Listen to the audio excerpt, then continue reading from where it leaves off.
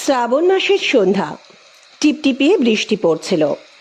কর্নেলের drawing রুমে বসে coffee খেতে খেতে প্রাইভেট ডিটেকটিভ কে কে হালদার, আমাদের প্রিয় হালদার মশাইয়ের পুলিশ জীবনের গল্প শুনছিলুম।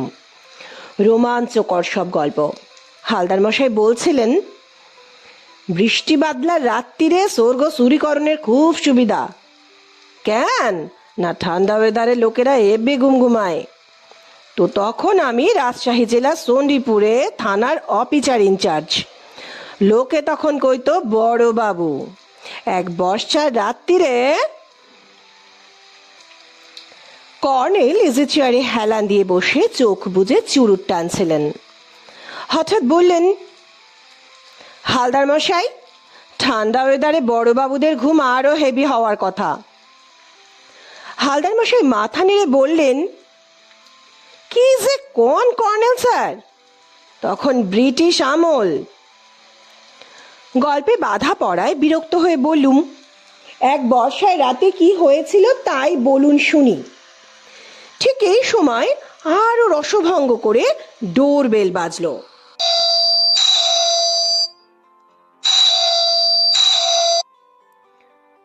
কর্নেল হাঁকলেন, ষষ্ঠী।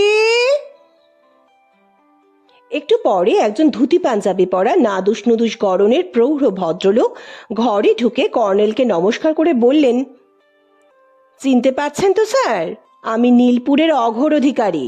তা মনে করুন 4-5 বছর আগের কথা। সেই যে রায়মশাইয়ের বাড়িতে আমাকে দেখেছেন, তারপর মনে করুন হঠাৎই এসে পড়তে হলো। কর্নেল একটু হেসে বললেন, বলুন অঘোরবাবু। অঘোরবাবু সোফায় বসে বললেন, তা মনে করুন 3:25 ট্রেনে চেপেছি। দমদমে 1 ঘন্টা দাঁড়িয়ে রইল। শিয়ালদা পৌঁছতে মনে করুন 6:30। বুঝলুম, মনে করুন বলাটা ভদ্রলোকের মুদ্রা দোষ। উনি ব্যস্তভাবে কাঁধের ব্যাগটা কোলে টেনে হাত ভরলেন। তারপর একটা চশমার খাপ বের করলেন। ভাবলাম চশমা পরবেন, কিন্তু আমাকে অবাক করে চশমার তলা থেকে একটা ভাঁজ করা কাগজ বের করে উনি কর্নেলকে দিলেন। কর্নেল কাগজটার ভাঁজ খুলতে খুলতে বললেন, রায়মশাইয়ের চিঠি। অঘোর অধিকারী বললেন, তা মনে করুন রায়মশাই নিজেই আসতেন, কিন্তু বাড়ি ছেড়ে আসবেন কি করে, যা অবস্থা, তাই চিঠি লিখে মনে করুন আমাকেই পাঠালেন। এদিকে ফেরার ট্রেন রাত 8:05। সব ট্রেন তো নীলপুর স্টেশনে দাঁড়ায় না। তারপর মনে করুন আমি রাত বিরেতে রায়মশাইয়ের কাছে না থাকলেও চলে না। কর্নেল চিঠিটা ততক্ষণে পড়ে ফেলেছেন। বললেন, চিঠিটা আপনি চশমার খাপে ঢুকিয়ে রেখেছিলেন কেন অঘোরবাবু? অঘোরবাবু বিষণ্ণ মুখে বললেন, আজকাল মনে করুন কি যেন হয়েছে, কিছু মনে থাকে না। চশমার খাপের ভিতর চিঠিটা রাখলে মনে থাকবে। কেন জানেন স্যার, সঙ্গে একটা বই এনেছি। ট্রেন জার্নিতে সময় কাটাতে বইয়ের মতো জিনিস নেই। এদিকে মনে করুন সারাক্ষণ চোখে চশমা পরে থাকতে পারি না। নতুন চশমা নিয়েছে তো, তাই মনে করুন। কর্নেল তাকে থামিয়ে দিয়ে বললেন, ছাতি আনেননি দেখছি। আসবার সময় ট্যাক্সি পেয়েছিলেন, এখন না পেতেও পারেন। ঠিক বলেছেন স্যার, কিন্তু মনে করুন ছাতি এনেছিলাম। ওই যে বললুম, কিছু মনে থাকে না। ট্রেনে ফেলে নেমে এসেছি। তারপর মনে করুন ট্যাক্সির লাইনে দাঁড়িয়ে থাকার সময় মনে পড়লো, এখনই উঠছি স্যার, শিয়ালদার কাছাকাছি ছাতার দোকান আছে, একটা কিনে নেবক্ষণ। বলে পা বাড়িয়ে অঘোরবাবু হঠাৎ ঘুরে দাঁড়ালেন। ওই যা, বলতে ভুলে গেছি, আমি যে মনে করুন আপনাকে রায়মশাইয়ের চিঠি দিলুম, তার প্রমাণ আনতে বলেছেন উনি।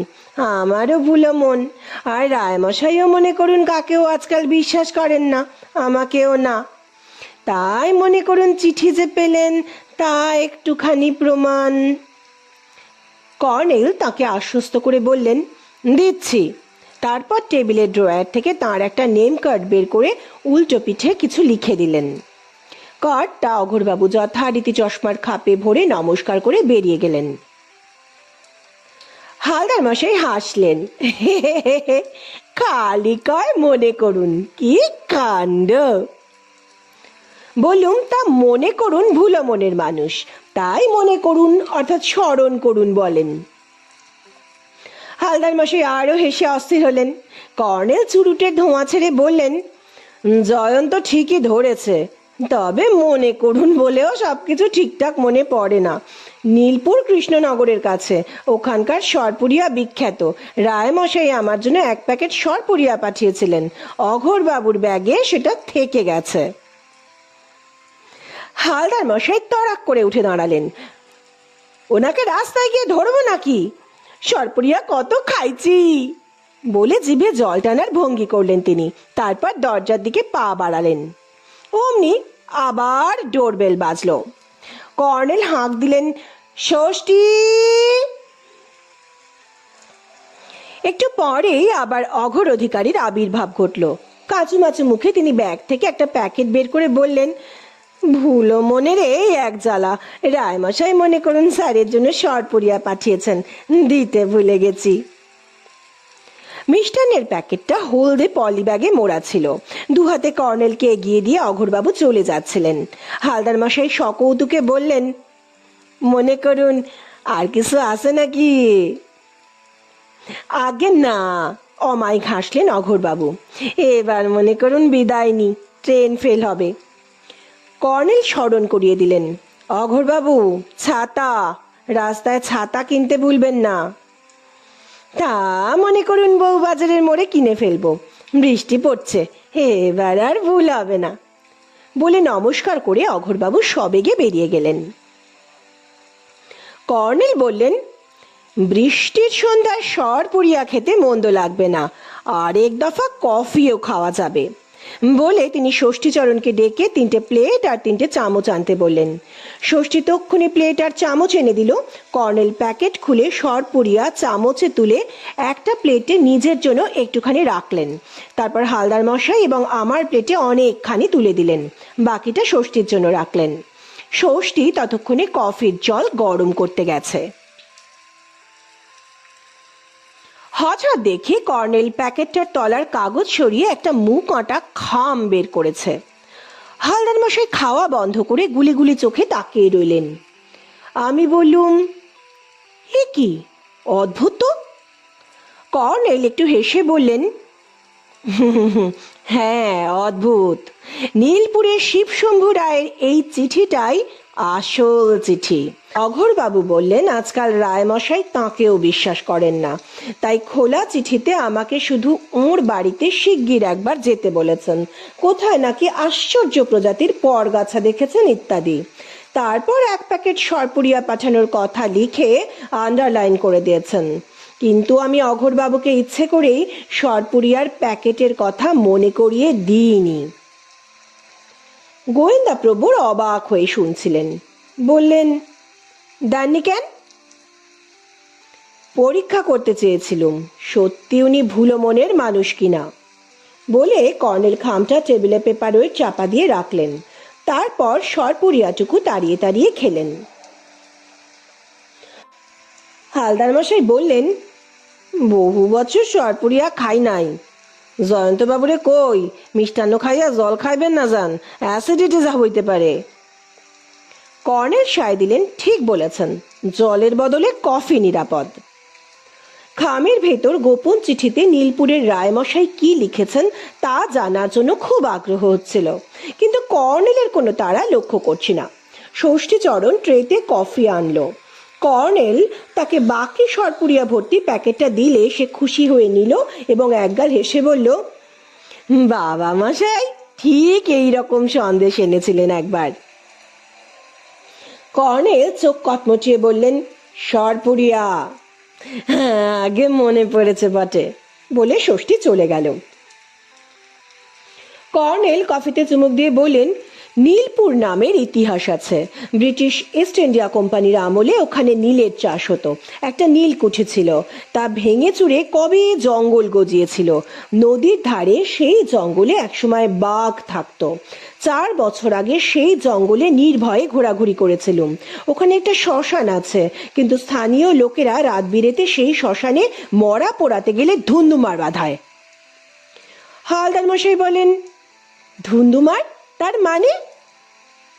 কয়েকটা ডেলাইট জেলে লাঠি সরকি বন্দুক নিয়ে ঢাকঢোল বাজাতে বাজাতে শ্মশানে যায়। কেন? নীলকুঠির জঙ্গলে নাকি একটা মরা খেকো পিশাচ আছে। পিচাস? কোন কি? হালদার মশাই পিশাচকে পিচাস বলে তা জানি, কিন্তু আমি রায় মশাইয়ের গোপন চিঠির জন্য উসখুস করছিলুম। বললুম, কর্নেল, চিঠিতে পিশাচের খবর আছে নিশ্চয়ই? কর্নেল এবার খামের মুখ ছিঁড়ে বললেন, থাকতেও পারে। সেবার ওখানে গিয়ে রায়মশাইয়ের বাড়ির দোতলা থেকে দুপুর রাতে একটা অমানুষিক গর্জন শুনতে পেয়েছিলুম। গর্জনটা ভেসে এসেছিল জঙ্গলের দিক থেকে, কিন্তু আগেই বলেছি দিনের বেলায় জঙ্গলে ঘোরাঘুরি করে কোনো পিশাচ দেখিনি। গোয়েন্দাপ্রবর বলে উঠলেন, গর্জন শুনছিলেন? কিসের গর্জন? জানি না, বলে কর্নেল চিঠিটা পড়তে থাকেন।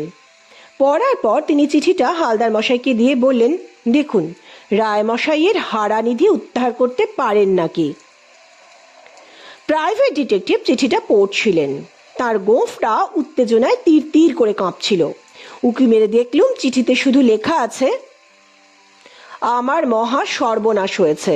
পূর্বপুরুষের সযত্নে রক্ষিত রত্ন নীলা হারিয়ে গেছে। এ বাজারে 10 লক্ষ টাকা দাম। দয়া করে শীঘ্র এসে উদ্ধারের ব্যবস্থা করুন। কর্নেল বললেন, নীলাটা আমাকে দেখিয়েছিলেন রায়মশাই, প্রায় মুরগির ডিমের সাইজ। রত্নটা নীল রঙে আলো পড়লে চোখ ঝলসে যায়। কিন্তু ওটা হারালো কি করে তা লেখেননি। প্রাইভেট ডিটেকটিভ কে হালদার উত্তেজিতভাবে বললেন, নীলপুরে যাওয়া দরকার। কর্নেল স্যার, কখন যাইবেন কন? আমি আপনার লগে লগে যামু, নাকি আমি একা যামু কিসে? কর্নেল বললেন, তাই যান। ভোরে এসপ্ল্যানেড থেকে বাস ছাড়ে। ট্রেনের চেয়ে বাসই ভালো, তবে একটু হাঁটতে হবে। এই যা।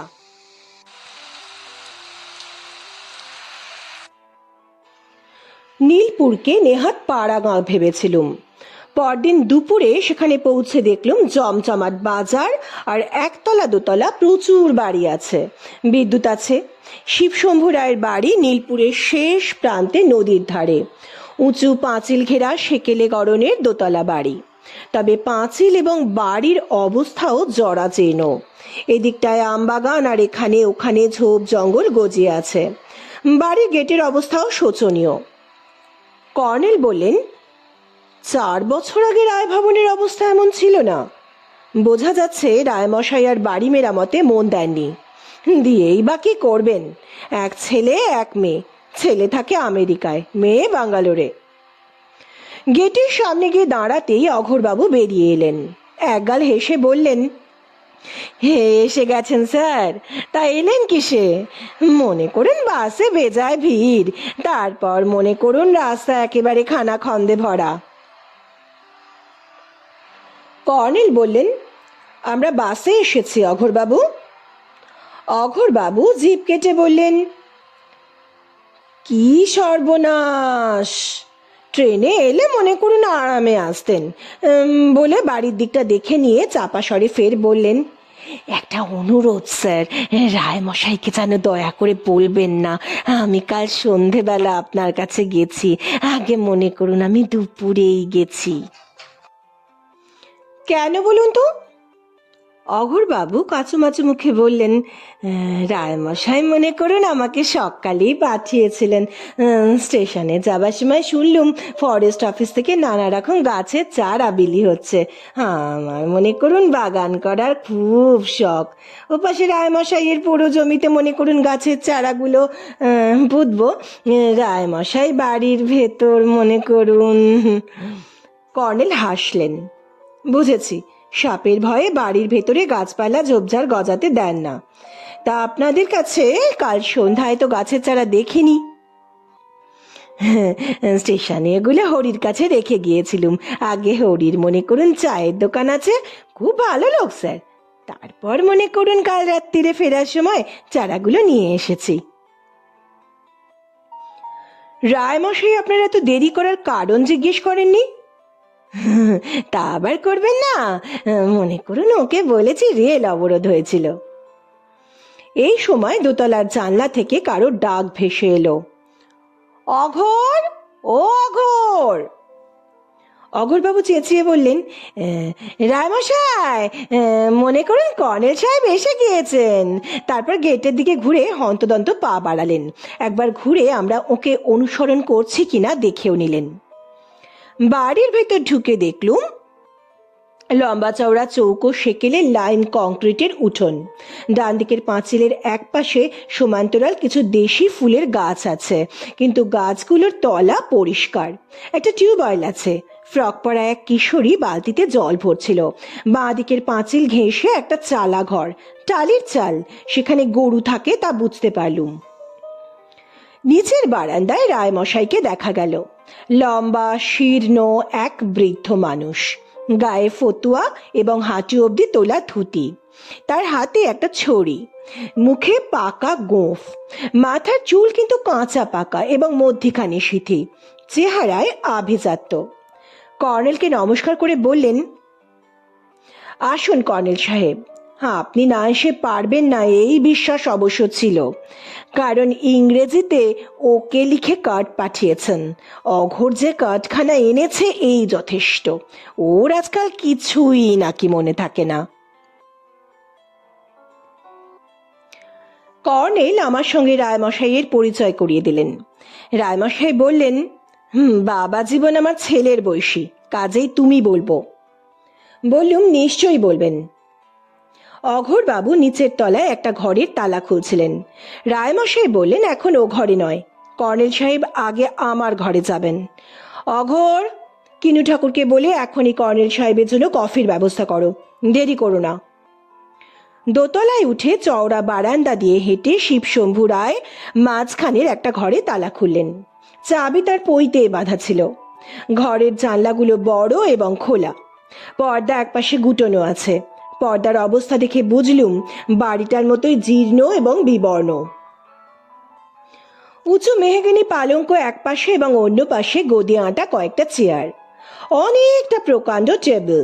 টেবিলে কি সব কাগজপত্র, ফাইল, একটা অ্যালার্ম ঘড়ি এবং ছোট্ট বাক্স। হোমিওপ্যাথি ওষুধের বাক্স মনে হলো। তার পাশে দুটো মোটা অভিধানের মতো বই, নিশ্চয়ই হোমিও মেটেরিয়া মেডিকা। ফ্যান চালিয়ে দিয়ে রায়মশাই বললেন, বসুন আপনারা, আমি আসছি। চেয়ারে বসে টুপি খুলে কর্নেল তাঁর পিঠে আটকানো কিট ব্যাগটা নিচে রাখলেন। বাইনোকুলার আর ক্যামেরা তাঁর কোলে বসল। আমার কাঁধের ব্যাগটা আমিও নামিয়ে রাখলুম।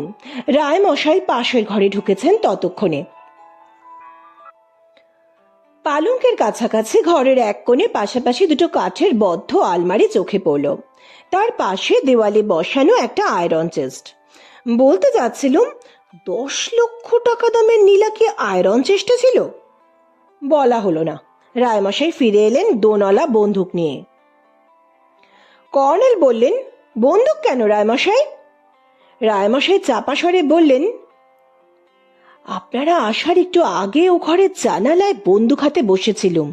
একটা লোক আমবাগানের কাছে ঝোপের মধ্যে দাঁড়িয়েছিল। দুবার লোকটাকে সন্দেহজনকভাবে উঁকি ঝুঁকি দিতে দেখেছি। বন্দুকের নল দেখা মাত্র লুকিয়ে পড়েছে, তাই অঘোরকে ডাকছিলুম। কেমন চেহারা লোকটার? শুধু মাথাটা দেখেছি, মাথায় ছাই রঙা টুপি, মুখটা স্পষ্ট দেখতে পাইনি। অঘোর আসুক, ওকে ওদিকে লক্ষ্য রাখতে বলবো। কর্নেলের দিকে তাকালুম। চোখের ইশারায় ওকে বলতে চেয়েছিলুম লোকটা নিশ্চয়ই আমাদের প্রিয় হালদার মশাই, কিন্তু কর্নেল আমার দিকে তাকালেন না।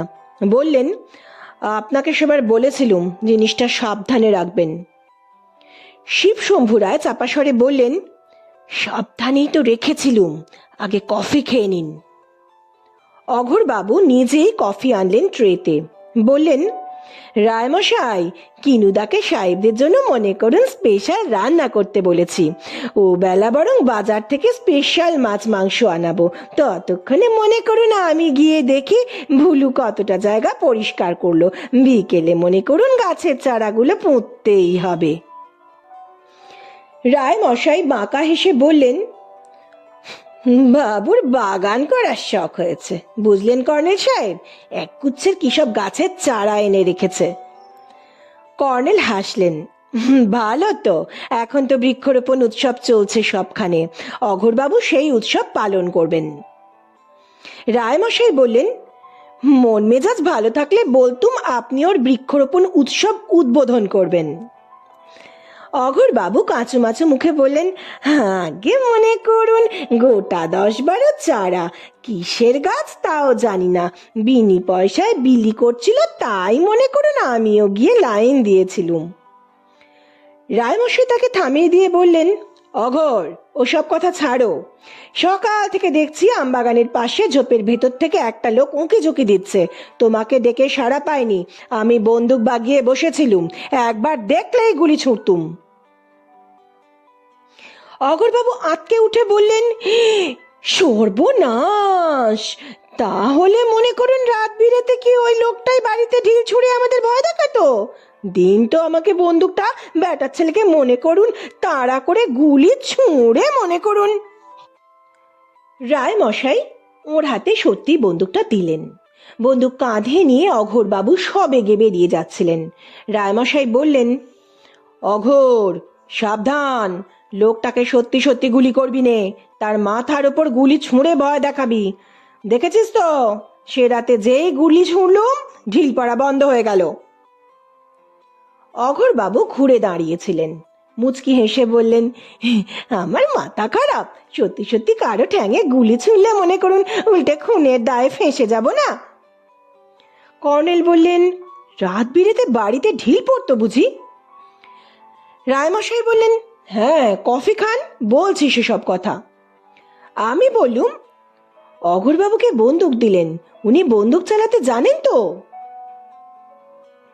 সরকার আইন করে শিকার নিষিদ্ধ করেছেন, কিন্তু এক সময় আমি অঘোরকে সঙ্গে নিয়ে নীলকুঠির জঙ্গলে হরিয়াল মারতে যেতুম। আমার সঙ্গী ছিল অঘোর, মাঝে মাঝে তাকেও গুলি ছোড়ার ট্রেনিং দিতুম। আসলে অঘোর আমার ঠাকুরদার নায়েবের নাতি। ঠাকুরদা ছিলেন জমিদার, জমিদারি উঠে যাওয়ার পর তার নায়েব সদানন্দবাবু বৃদ্ধ বয়সে এ বাড়িতে আশ্রয় নিয়েছিলেন।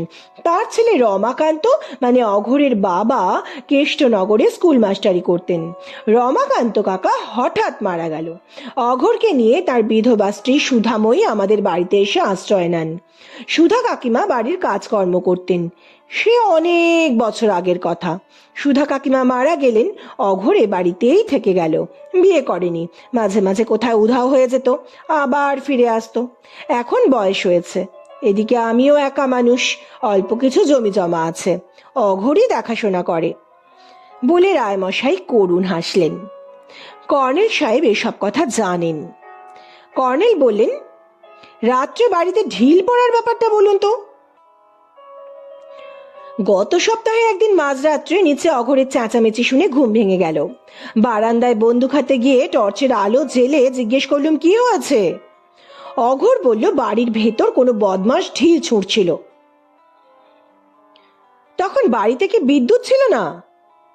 না, লোডশেডিং ছিল। নীলপুরের বিদ্যুতের হাল শোচনীয়। তো তারপর যে রাতে লোডশেডিং হয়েছে সেই রাতে ঢিল। সকালে দেখেছি উঠোনে ইট পাটকেল ভর্তি। তারপর খেয়াল হলো হাতে বন্দুক থাকতে চুপ করে থাকা উচিত হচ্ছে না। পরশু রাতে তৈরি হয়েছিলুম। অঘোরের চেঁচানি শুনে বারান্দা থেকে পর পর দুটো ফায়ার করলুম, ঢিল পড়া বন্ধ হলো। তারপর সকালে আবিষ্কার করলুম নীলা চুরি গেছে। ঠিক সেই সময় বাইরে কোথাও বন্দুকের গুলির শব্দ হলো।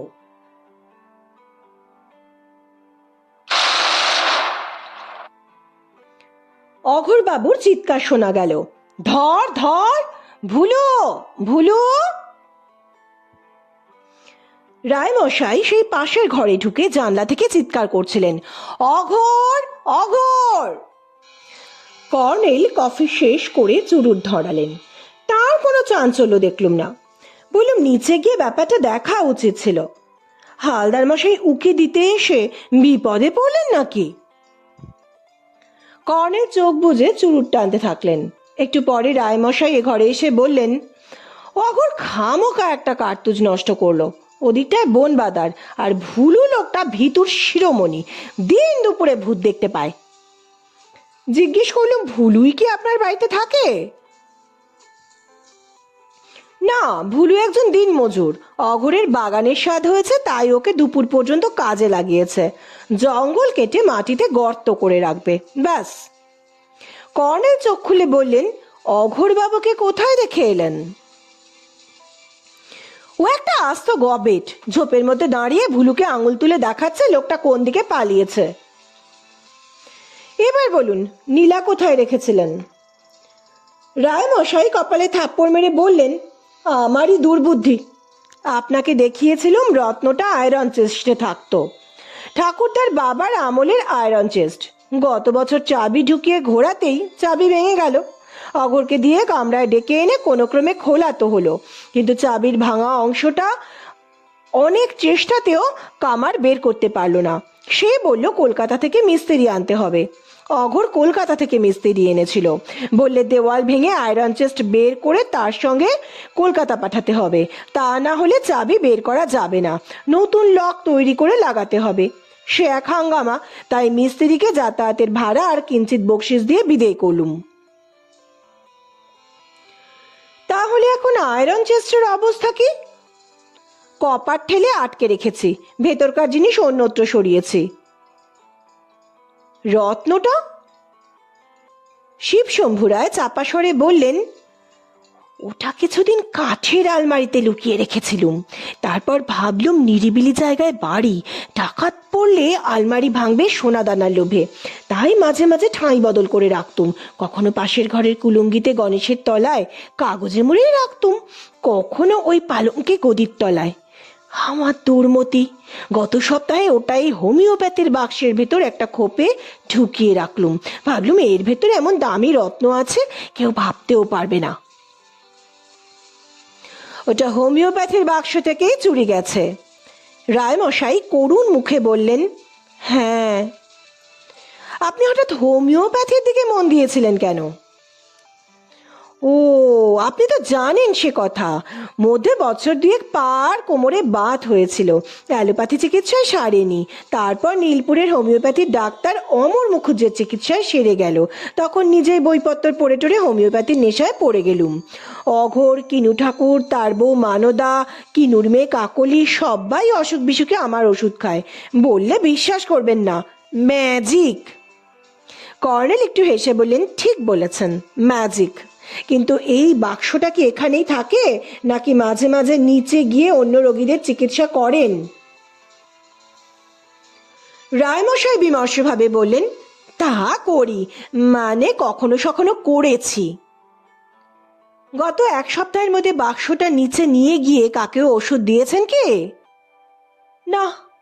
রায়মশাই জোরে মাথা নাড়লেন।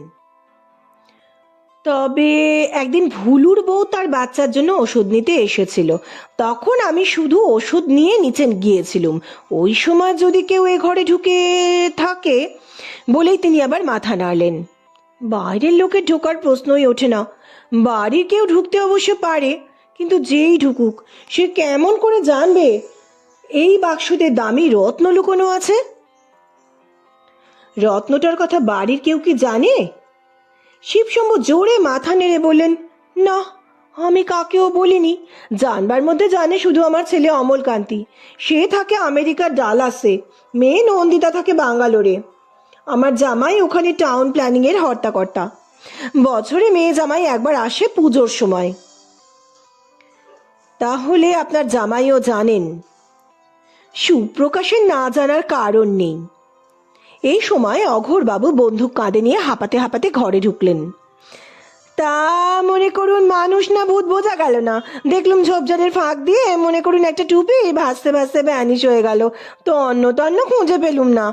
এদিকে ভুলুও মনে করুন। রায় মশাই উঠে দাঁড়িয়েছিলেন, বাধা দিয়ে বললেন, বন্দুক দাও, খামোকা একটা কার্তুজ খরচ করে এলে।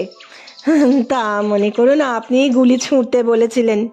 খুব হয়েছে, কর্নেল সাহেবদের নিয়ে যাও, চান টানের ব্যবস্থা করে খাইয়ে দাও, আমি যাচ্ছি।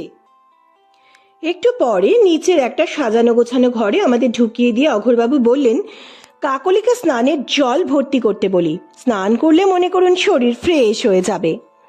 কর্নেল বললেন, আমি স্নান করব না অঘোরবাবু। অগরবাবু বললেন, তাহলে মনে করুন আমি ভুলুর কাছে গিয়ে কতগুলো গর্ত করেছে দেখে আসি, তলায় মনে করুন গোবর সার ফেলে জল ঢালতে হবে। বলে বারান্দায় গিয়ে তিনি ডাকলেন, কিনুদা, আমি এখনই আসছি, সাহেবদের খাওয়া রেডি করো। খাওয়া দাওয়া করে কর্নেল জানালার কাছে বসে চুরুট টানছিলেন। আমি বিছানায় অভ্যাস বসে গড়িয়ে নিচ্ছিলুম। একটু পরে কর্নেল বললেন, জয়ন্ত, উঠে পড়ো, বেরুবো। কোথায় বেরুবেন? হঠাৎ বৃষ্টি শুরু হলে কেলেঙ্কারি। বৃষ্টির লক্ষণ দেখছি না, জোরে বাতাস বইছে, ওঠো, নীলকুঠির জঙ্গলে যদি দৈবাত পিশাচটা দেখা পাই। কর্নেলের তাগিদে বেরুতে হলো। গেট ভেজানো ছিল। বাইরে গিয়ে কর্নেল বললেন, চলো অঘোরবাবুর বাগান দেখে আসি। বললুম, বাগান তো এখনো হয়নি। ভবিষ্যতে হবে বলে কর্নেল বাড়ির পূব দিকে গেলেন। তারপর বললেন, বাহ, অনেকটা জায়গা পরিষ্কার করা হয়েছে, গাছের চারা বসানোর গর্ত হয়ে গেছে। কর্নেল এগিয়ে গিয়ে গর্তগুলো গুনলেন। তারপর ওপাশে একটা ঘাসে ঢাকা জমিতে গিয়ে বাইনোকুলারে সম্ভবত পাখি খুঁজতে লাগলেন।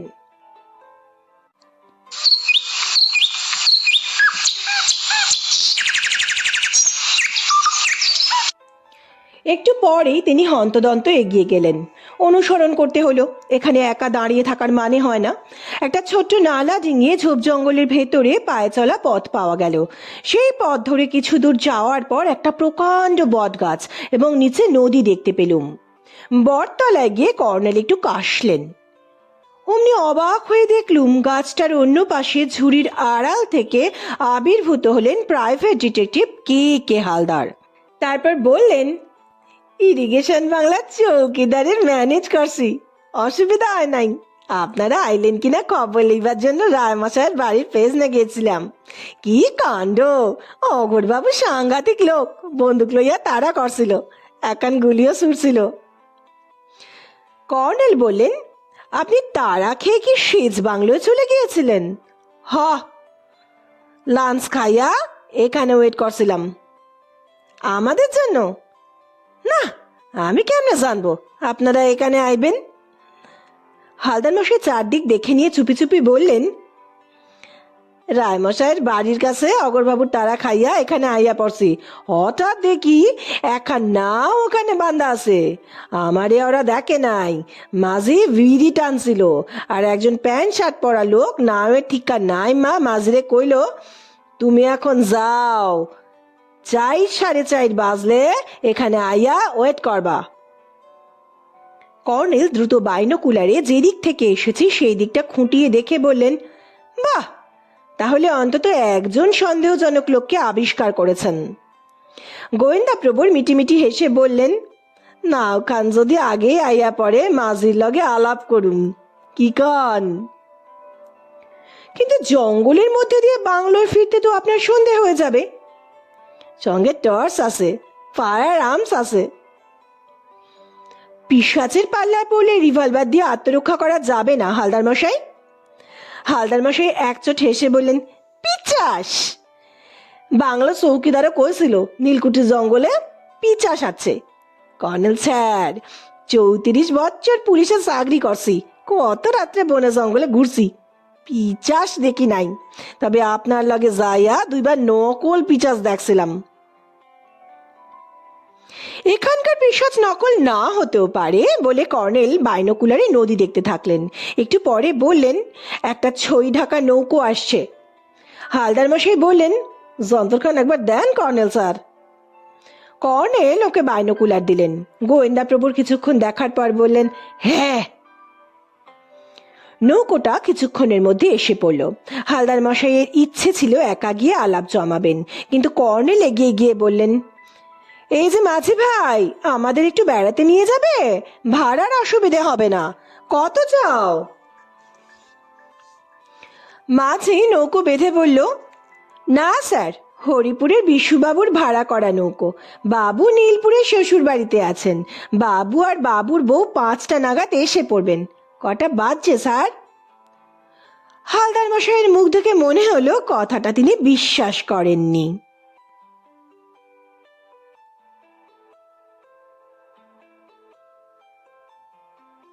হালদার মশাই মাঝির সঙ্গে আলাপ করলেন। বোঝা গেল তিনি আমাদের সঙ্গী হতে চান না। বারবার দেখে আসি ওর মনে কোনো খটকা বাঁধলে উনি তার হেস্তনেস্ত না করে ছাড়বেন না। কোন হরিপুরের জনৈক বিশুবাবু সম্পর্কে ওর কেন খটকা বেঁধেছে তা আপাতত জানা যাবে না। ততক্ষণে কর্নেল হাঁটতে শুরু করেছেন। তাকে অনুসরণ করে বললুম, এদিকে কোথায় যাচ্ছেন? নীলকুঠির জঙ্গলে।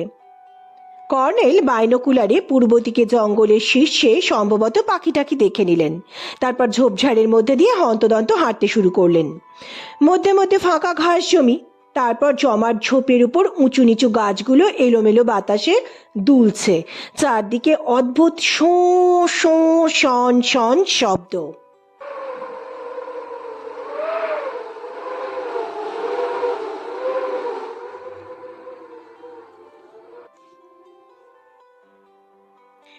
এদিকে আমি প্রতি মুহূর্তে সাপের ছোবল খাওয়ার আশঙ্কায় বিপন্ন বোধ করছি। তবে কর্নেল আমার আগে আছেন। সাপ ফোঁস করে উঠলে প্রথমে তিনি টের পাবেন। কিছুক্ষণ পরে ইটের চাবড়া দেখতে পেলুম। তাহলে এটাই নীলকুঠির ধ্বংসাবশেষ। এখানে গাছের তলা মোটামুটি ফাঁকা এবং এখানে ওখানে ছড়িয়ে আছে প্রকাণ্ড সব লাইম কংক্রিটের স্তূপ। কর্নেল আরো কিছুটা এগিয়ে থমকে দাঁড়ালেন। তারপর আমাকে ইশারায় দাঁড়াতে বলে একটা উঁচু প্রকাণ্ড স্তূপের দিকে পা টিপে টিপে এগিয়ে গেলেন। তিনি জঙ্গলে ঢাকা স্তূপটার কাছাকাছি গেছেন, অমনি ধূপ ধূপ শব্দে কেউ যেন দৌড়ে পালিয়ে গেল। কর্নেল ততক্ষণে স্তূপের ওপাশে চলে গেছেন। আচমকা এরকম ধূপ ধূপ দৌড়ে যাওয়ার শব্দ শুনে হকচকিয়ে গিয়েছিলুম। কর্নেল স্তূপের আড়ালে অদৃশ্য হতেই ডাকলুম, কর্নেল কর্নেল। কর্নেলের সাড়া এলো, এখানে এসো জয়ন্ত। স্তূপের ওপাশে গিয়ে দেখি কর্নেল খানিকটা ছাইয়ের কাছে হাঁটু মুড়ে বসে আছেন। অবাক হয়ে জিজ্ঞেস করলুম, কি দেখছেন? কর্নেল হাসলেন।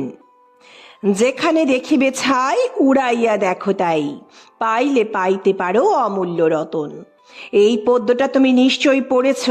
লক্ষ্য করো, ছাইটুকু থেকে এখনো ধোঁয়া উঠছে। কেউ এখানে সবে আগুন জ্বেলেছিল মনে হচ্ছে। পালিয়ে গেল কেন কর্নেল? কর্নেল উঠে দাঁড়িয়ে বললেন, ইস, আর 2-3 মিনিট আগে আসতে পারলে লোকটাকে হাতে নাতে ধরে ফেলতুম। বাইনোকুলারে ওকে জঙ্গলে ঢুকতে দেখে সন্দেহ হয়েছিল বটে, কিন্তু অনুমান করতে পারিনি ওর উদ্দেশ্য কি। এখন বোঝা গেল। ওটা কিসের ছাই? তুমি পরীক্ষা করে বলো এইটুকু ছাই কিসের হতে পারে। কর্নেল কয়েক পা এগিয়ে ঘাসের ভেতর থেকে একটা দেশলাই কুড়িয়ে নিলেন। তারপর বললেন, লোকটা দেশলাই ফেলে পালিয়েছে দেখছি। তার মানে সে যা পোড়াচ্ছিল তা গোপন কিছু। ছাইটুকু লক্ষ্য করে বললুম, কাগজ পোড়া মনে হচ্ছে। ঠিক ধরেছ, কিন্তু লোকটাকে পালানোর সময় দেখতে পাননি? কাছেই এই ঝোপটা দেখছো, এর ভেতর ঢুকে গিয়ে সামনে স্তূপের আড়াল হওয়া সোজা। তার পালিয়ে যাওয়ার শব্দ শুনতে পেয়েছি। কর্নেল আতস কাজ বের করে ছাইটুকু পরীক্ষা করে বললেন, মনে হচ্ছে একটা চিঠি। অবাক হয়ে বললুম, একটা চিঠি পুড়িয়ে ফেলার জন্য এই জঙ্গলে ঢোকার কি দরকার ছিল? কর্নেল হাসলেন। লোকটা যেই হোক, বেশি সাবধানী। রায়মশাইয়ের বাড়ির দোতলা বা ওর ঘরের জানালা থেকে চারপাশটা দেখা যায়, খোলামেলা জায়গা। কাজেই চিঠিটা নীলকুঠির জঙ্গলে পোড়ানো নিরাপদ। চলো ফেরা যাক।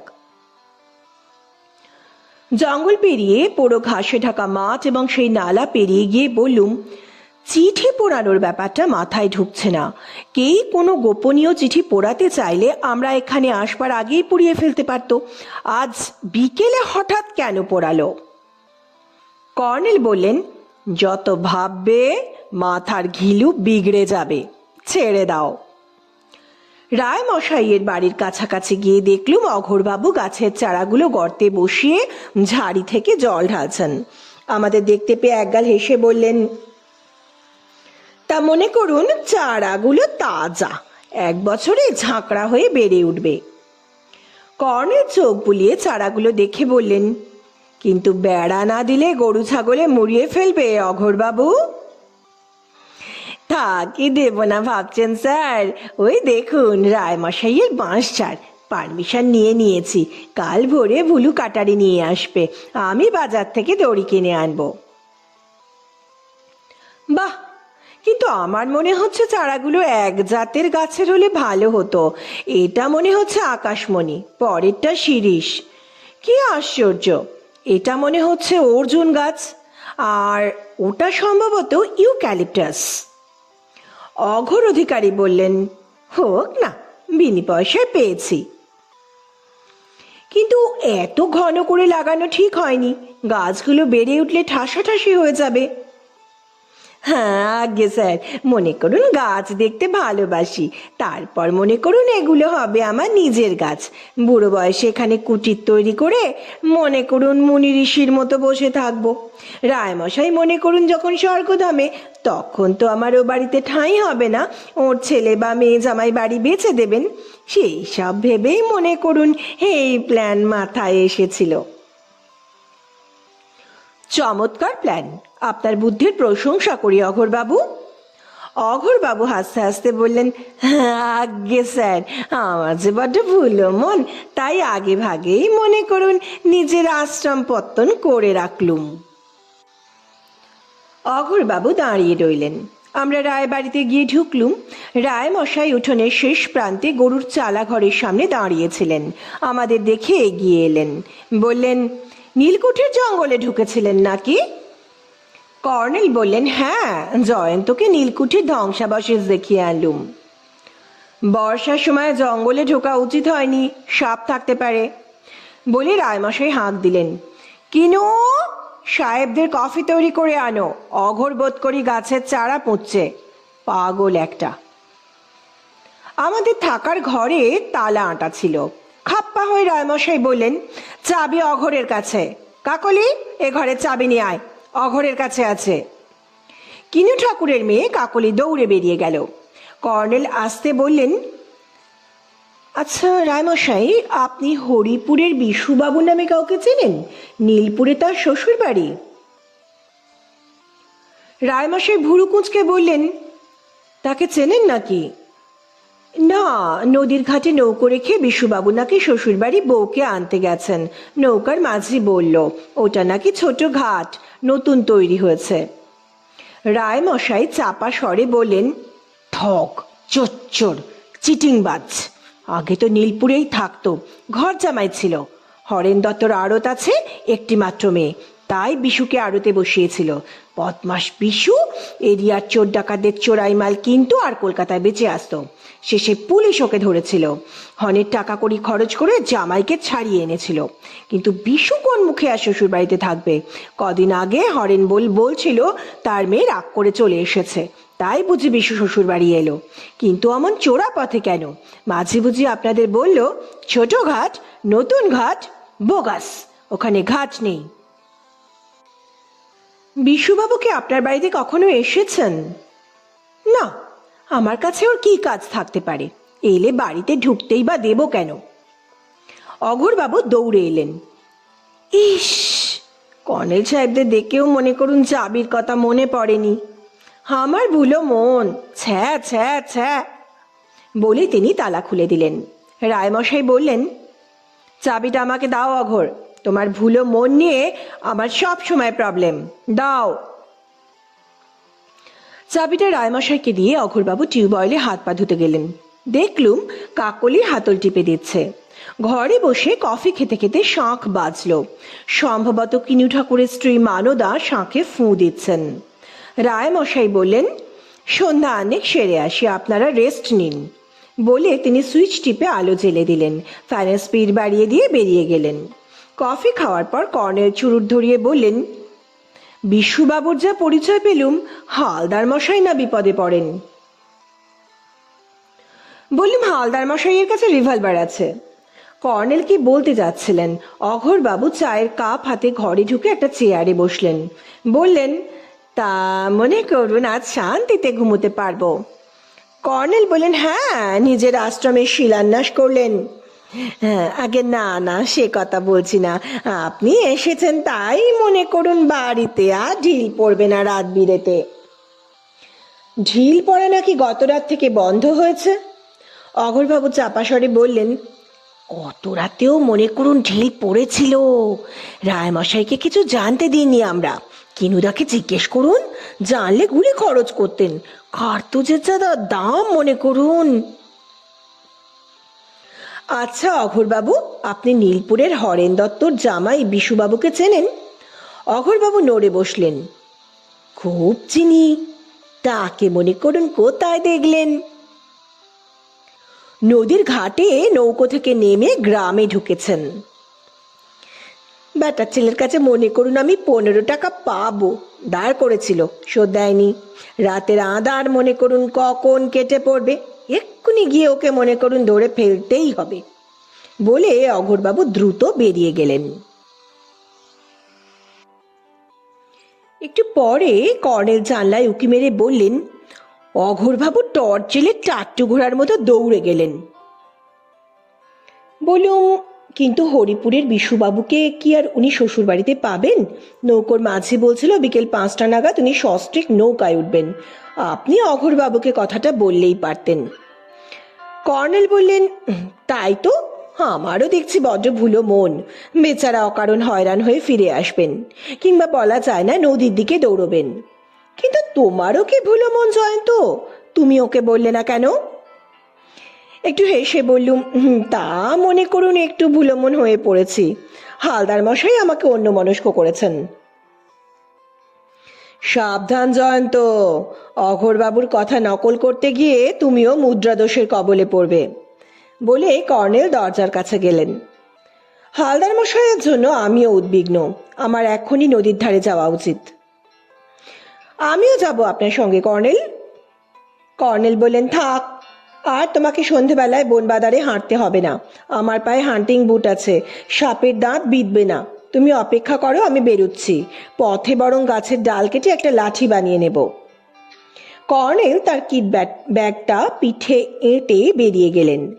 বাইনোকুলার এবং ক্যামেরা নিলেন না। কিট ব্যাগে জঙ্গল কাটা কাটারি আছে, তা আমি জানি। কিছুক্ষণ পরে রায়মশাইয়ের সাড়া পাওয়া গেল। ডাকলেন, অঘোর, অঘোর।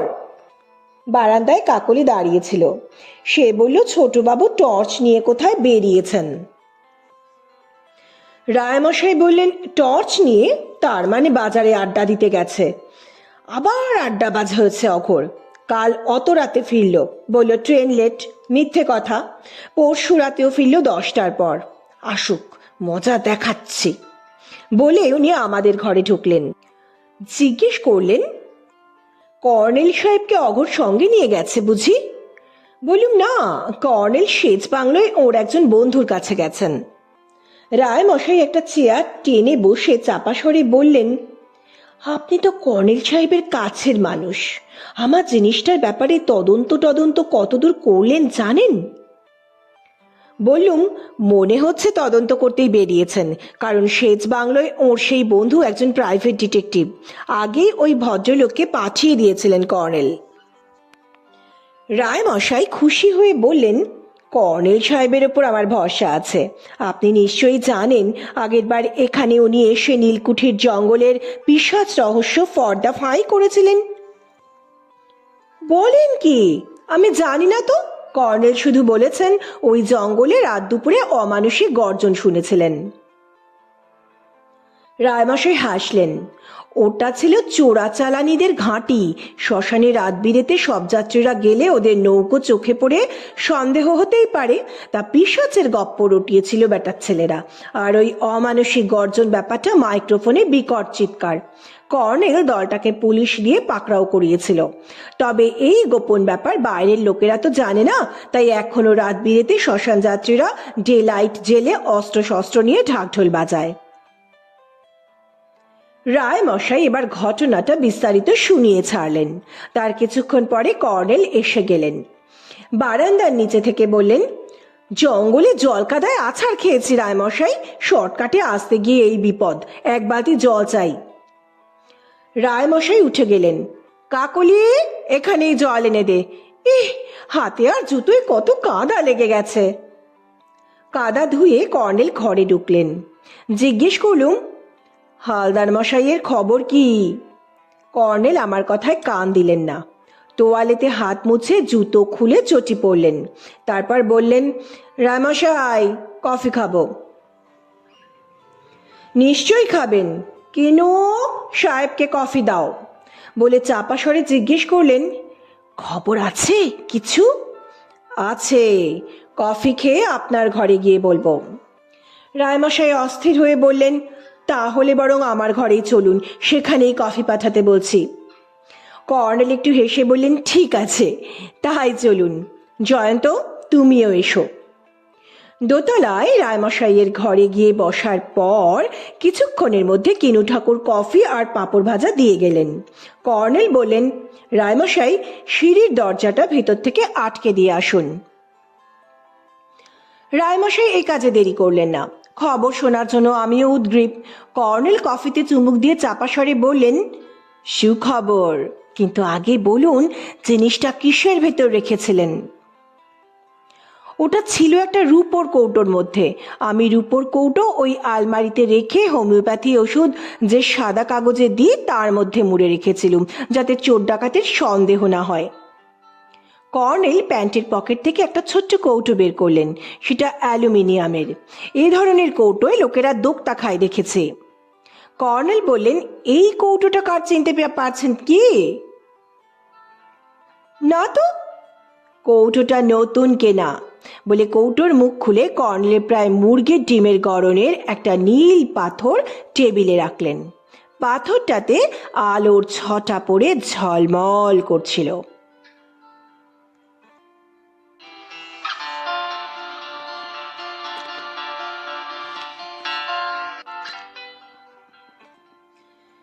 রায়মশাই দুহাতে নীলাটা নিয়ে কপালে ঠেকিয়ে বললেন, ভগবান আপনার মঙ্গল করুন। রায়মশাইয়ের চোখ জলে ভিজে গেল। অবাক হয়ে বললুম, এটা কার কাছে কোথায় হঠাৎ উদ্ধার করলেন? কর্নেল গম্ভীর মুখে বললেন, ওই কথাটা আমার বলা বারণ। রায়মশাই, রত্নটা এবার যত্ন করে ভালো জায়গায় রাখুন। কাঠের আলমারি নিরাপদ নয়। আপনার ঘরে গতবারে একটা ছোট সিন্দুক দেখেছিলুম, সেটা কোথায়? রায়মশাই বললেন, খাটের তলায় পড়ে আছে, বহুদিন ব্যবহার হয় না। ওটা ওই সিন্দুকের মধ্যে রাখুন, কিন্তু সাবধান, ও ঘরে আপনার অগোচরে কেউ যেন না ঢুকতে পারে। সেই রাতে কর্নেলকে অনেক প্রশ্ন করেও জানতে পারলুম না এত সহজে কি করে তিনি 10 লক্ষ টাকা দামের নীলা উদ্ধার করলেন।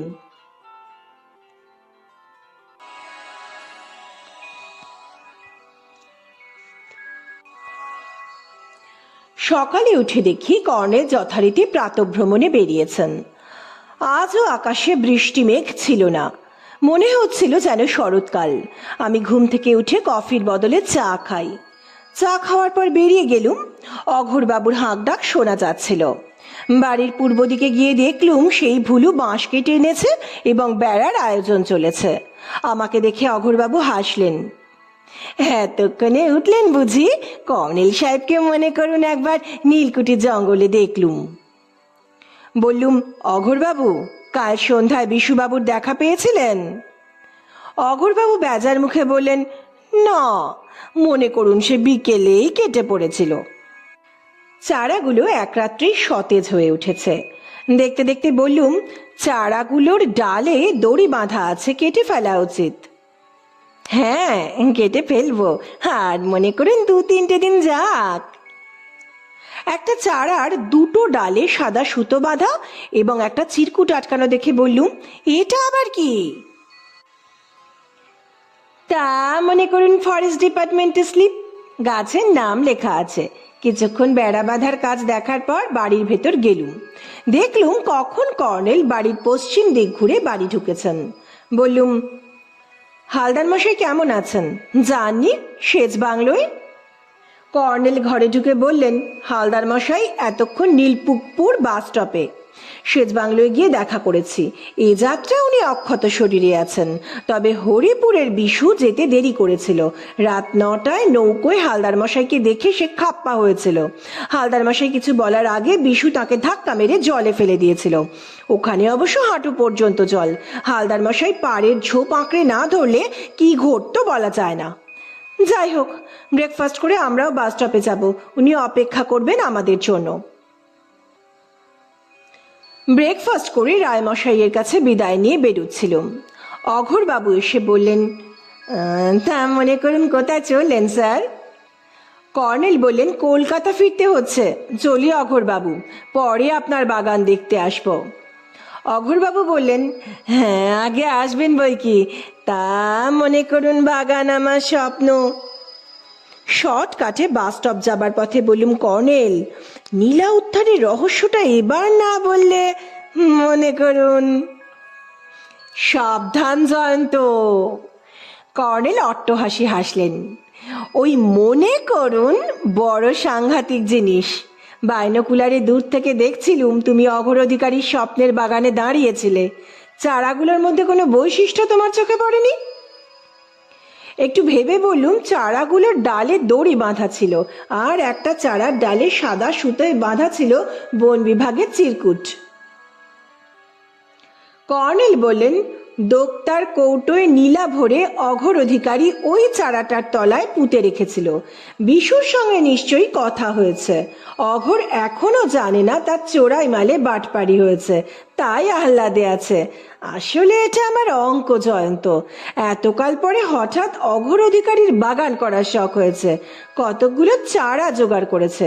কাল সন্ধ্যায় বেরিয়ে চিরকুট বাঁধা চারাটা ওপরাতেই কৌটোটা টর্চের আলোয় চকচক করে উঠেছিল। ডার্লিং, এটা নিছক অঙ্ক।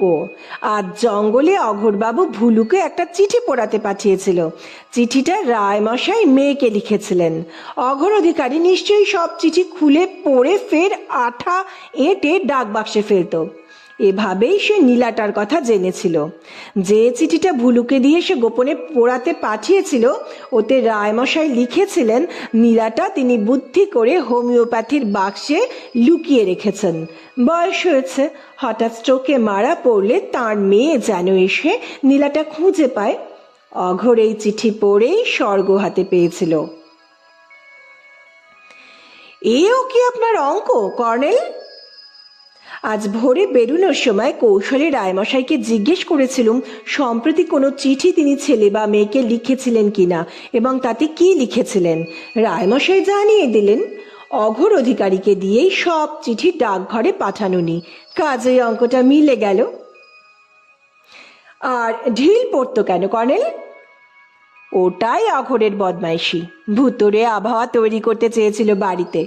রায়মশাই মুখে যাই বলুন, আমি খুব ভালো জানি উনি ভূত প্রেতে বিশ্বাসী। যদি নীলাচুরি ভূতের ঘাড়ে চাপানো যায় বলে কর্নেল বাইনোকুলারে সম্ভবত পাখি দেখে নিয়ে আবার হাঁটতে থাকলেন। একটু পরিশিষ্ট আছে, তা বলা দরকার। আমরা কলকাতা ফিরে যাওয়ার কিছুদিন পরে কর্নেল রায়মশাইয়ের একটা চিঠি পেয়েছিলেন। তাতে উনি লিখেছিলেন, সম্প্রতি অঘোর বাড়ি ছেড়ে চলে গেছে। একটা চিঠি লিখে রেখে গেছে। সংসারে তার আর মন নেই।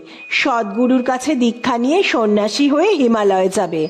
হতভাগা কেন সন্ন্যাসী হবে এটা আমার কাছে রহস্য। তবে এই রহস্য নিয়ে আমার মাথা ঘামিয়ে লাভ নেই। আপনাকেও এই বিষয়ে মাথা ঘামাতে বলছি না। আর একটা কথা, যাবার আগে সে বাগানের চারা গাছগুলো উপড়ে ফেলে দিয়ে গেছে।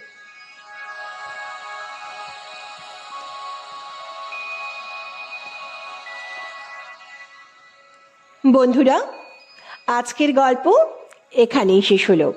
গল্পটিকে লাইক করতে, অনেক শেয়ার করতে এবং চ্যানেলটিকে সাবস্ক্রাইব করতে ভুলবেন না। আর যারা ইতিমধ্যে চ্যানেলটিকে সাবস্ক্রাইব করেছেন তাদেরকে আমার অনেক ধন্যবাদ। সুস্থ থাকবেন, ভালো থাকবেন। নমস্কার।